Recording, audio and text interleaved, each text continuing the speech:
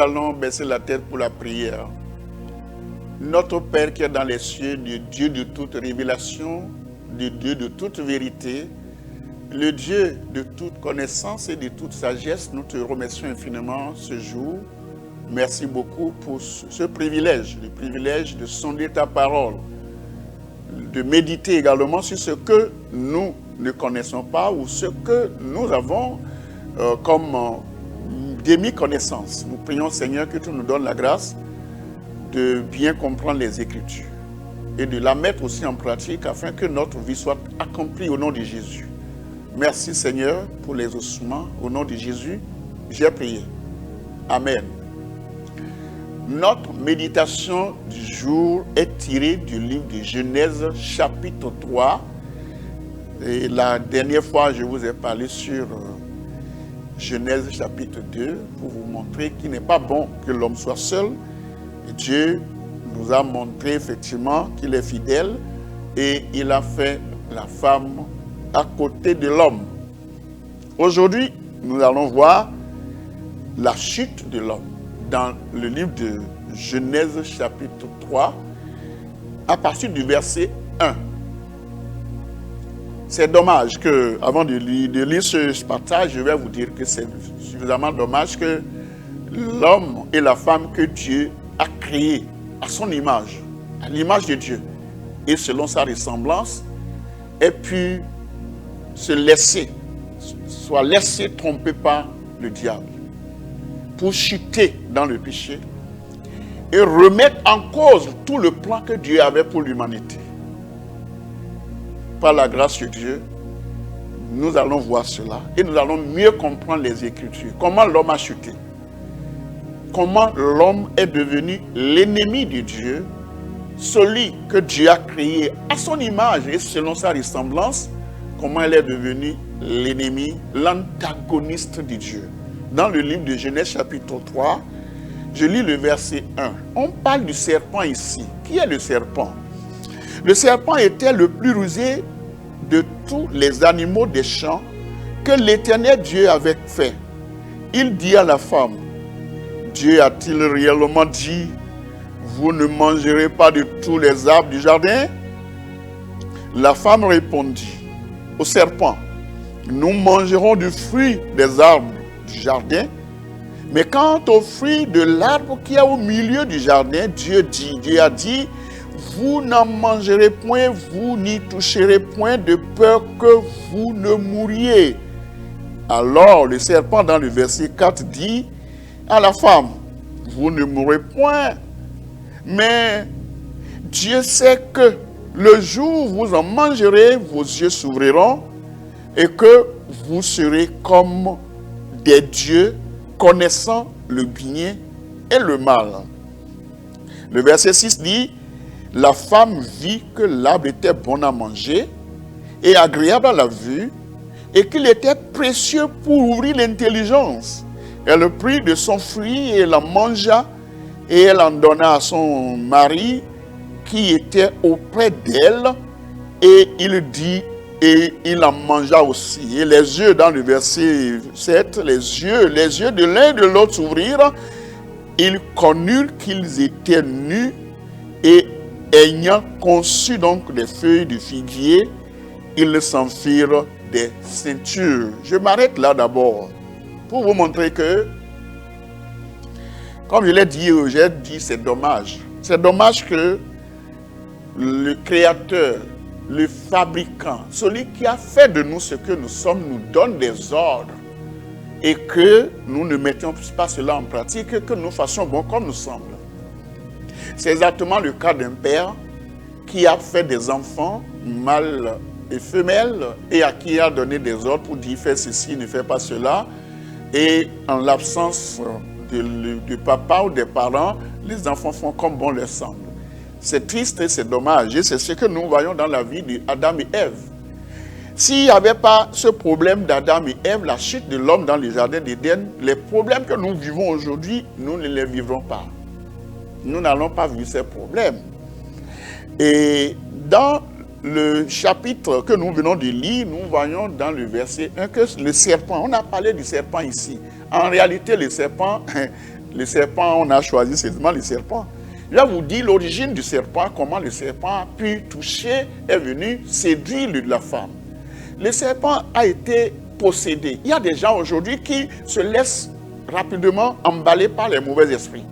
Il y a des gens qui mettent la main là où on ne doit pas mettre la main, qui veulent avoir le pouvoir, qui veulent avoir la force, qui veulent avoir la puissance, qui veulent avoir ceci ou cela, et qui, au lieu donc de prier Dieu, se mettent au milieu des gens qui font un peu de tout, et cherchent la puissance, ils cherchent la force, et veulent dire, bon, si je ne fais pas ça, je ne vais pas avoir la protection, et ils rentrent dedans, ils rentrent dans n'importe quoi, et quand ils rentrent dedans, ils n'arrivent plus à sortir.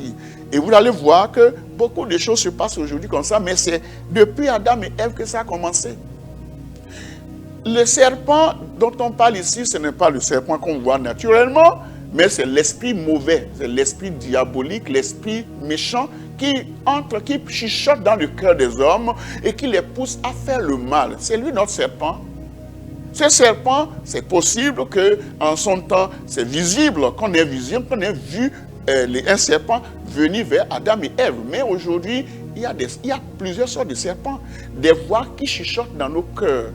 Des chuchotements, des pensées négatives qui passent dans notre cœur ou qui passent dans nos pensées pour dire il faut faire ça, il faut faire le mal. Il ne va pas te dire qu'il faut faire le mal, il va te dire il faut le faire, il faut le tuer, il faut faire comme ça, il faut faire ceci, il faut faire cela.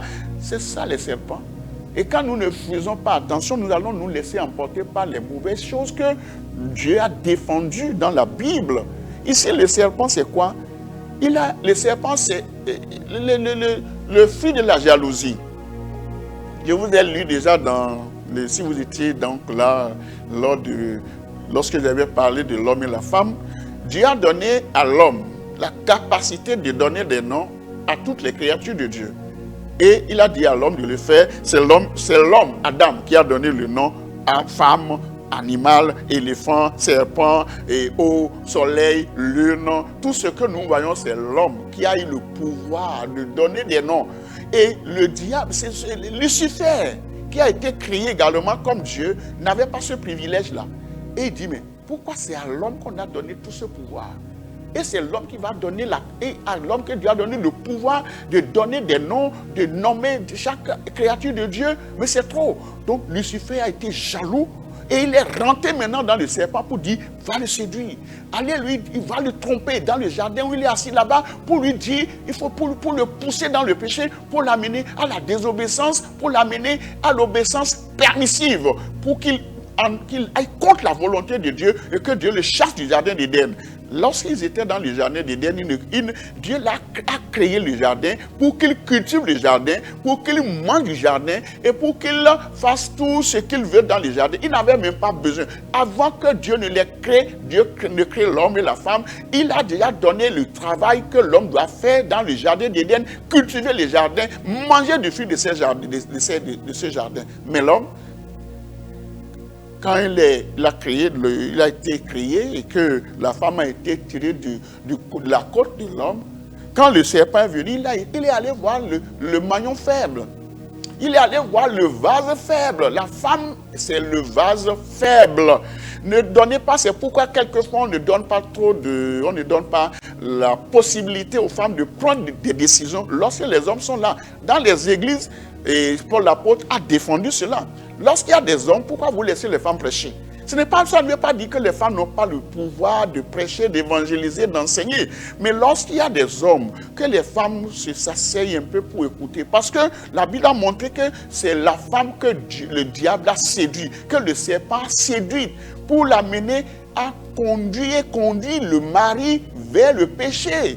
Ça ne veut pas dire que la femme ne peut rien faire. La femme peut beaucoup dans l'église. La femme peut beaucoup dans la société. Mais laissez les hommes prendre le devant pour que la tentation soit moindre. C'est ce que nous disons. C'est la femme que le diable, le serpent a attaqué ici pour dire, il est allé voir la femme et lui dit, Dieu a-t-il réellement dit? Tu vois, si vous voyez ce que Dieu a dit là. Satan vient encore, le serpent vient poser une question encore pour dire, est-ce que Dieu a réellement dit? Le mot réellement là veut dire quoi? Et dis-moi, est-ce que c'est vrai que Dieu a dit ça? Est-ce que Dieu a dit? Est-ce que Dieu a dit? Est-ce que c'est vrai ça? Dieu a dit, c'est écrit. Pourquoi tu dis, est-ce que Dieu a réellement dit? Est-ce que c'est faussement que Dieu a dit ça? Ce n'est pas faussement, c'est réellement. Au lieu que la femme aille vers son mari pour dire, écoute, mon mari vient. Les questions que le monsieur là me pose là me dépassent. Est-ce que tu peux m'aider à répondre aux questions? La femme a pris le devant et la femme répondit dans le verset 2. La femme répondit au serpent, nous mangerons du fruit des arbres du jardin, mais quant au fruit qui est au milieu du jardin, vous n'en mangerez pas, vous ne ferez pas ceci. Pourquoi elle répond? Pourquoi elle prend le devant? Souvent, ne laissez pas trop. Quand vous êtes mari et femme et qu'il y a un problème à régler, ne mettez pas votre femme devant pour dire, va répondre. Non, c'est vous, le mari est le chef. C'est à lui que Dieu a donné l'autorité dans la famille. Il est le chef de la famille, le chef du foyer. C'est l'homme qui dirige le foyer. La femme, on a dit à la femme, femme, soyez soumise à votre mari. Soyez soumise à votre mari comme Jésus, comme Dieu, et l'Église est soumise à Dieu, à Jésus. La femme n'a pas autorité sur l'homme. L'homme n'a pas autorité, c'est vrai, sur la femme. Mais le mari, on a demandé au mari, Marie, aime ta femme. Que la femme se soumette à son mari. Donc quand les femmes prennent le devant souvent comme ça, je ne dénigre pas les femmes, je vous en prie. Mais maman, je ne vous dénigre pas, mais laissez le mari prendre le devant. Souvent, c'est important, c'est indispensable. Et ça permet, ça protège la famille, ça protège tout le monde que de prendre le devant. Et parce que la Bible a dit, et c'est la femme qui a été séduite par le serpent. C'est pourquoi le mari est tombé. Dans le verset, dans le verset 6 ici, la femme vit que l'arbre est bon et à manger et est agréable à la vue et qu'il était précieux pour ouvrir l'intelligence. Parce que le serpent lui a dit, si vous mangez ça, vous allez avoir l'intelligence ouverte. Vous allez savoir le bien et le mal. Allez voir aujourd'hui dans les collèges. Dans nos petites et dans les écoles privées, dans les écoles primaires, les jeunes filles de 12 ans, de 13 ans, de 14 ans ont déjà les yeux ouverts. Ils ont les yeux ouverts parce qu'ils connaissent déjà hommes, ils connaissent femmes, ils savent déjà ce qu'on appelle le sexe, on leur apprend ça. C'est les yeux ouverts, ça. C'est les yeux ouverts. C'est ce que le diable est venu faire. La prostitution, l'immoralité, l'idolâtrie, le mensonge, le vol, la fraude et tout ça là, c'est ça. Et vous allez voir que c'est ça, et c'est après avoir fini de manger, l'a donné à son mari, le mari a mangé, et c'est ça la chute de tous les deux ont chuté, et ils sont tombés comme ça. Et quand le Seigneur est venu, Dieu est venu, il dit, mais as-tu mangé, Adam, je vais écouter ça, Adam, as-tu mangé du fruit que j'ai défendu? Il dit, oui, c'est la femme que tu as mis à côté de moi. Et la femme dit, c'est le serpent. C'est là que les conflits ont commencé dans le foyer. La source des conflits, c'est après la chute d'Adam et Ève dans le jardin d'Éden. Si vous voyez, femmes et hommes se battent aujourd'hui, pourquoi tu as fait ça? Et c'est toi, et c'est pas moi, c'est tout cela. C'est à partir d'Adam et Ève. Ils ont chuté et ils ont laissé les conflits dans le foyer. Le mari condamne la femme condamne le serpent, et vous voyez, non? Et la sentence est là. Mais nous remercions le Seigneur que dans le verset 15, le Seigneur dit, je mettrai inimitié entre vous et la femme, entre toi et la femme, et elle et ta postérité. Celle-ci t'écrasera la tête et tu lui briseras le talon. Ça veut dire quoi? Vous voyez, quand le serpent veut mordre quelqu'un, c'est au talon, il prend. Mais le Seigneur a pourvu déjà la solution. La solution, c'est que Jésus allait venir pour sauver l'humanité. Le Fils de l'homme allait venir pour nous sauver. Si tu veux avoir donc la délivrance, si tu veux avoir le pardon de tes péchés, la chute, là où tu as chuté, il faut accepter Jésus comme ton Seigneur et Sauveur.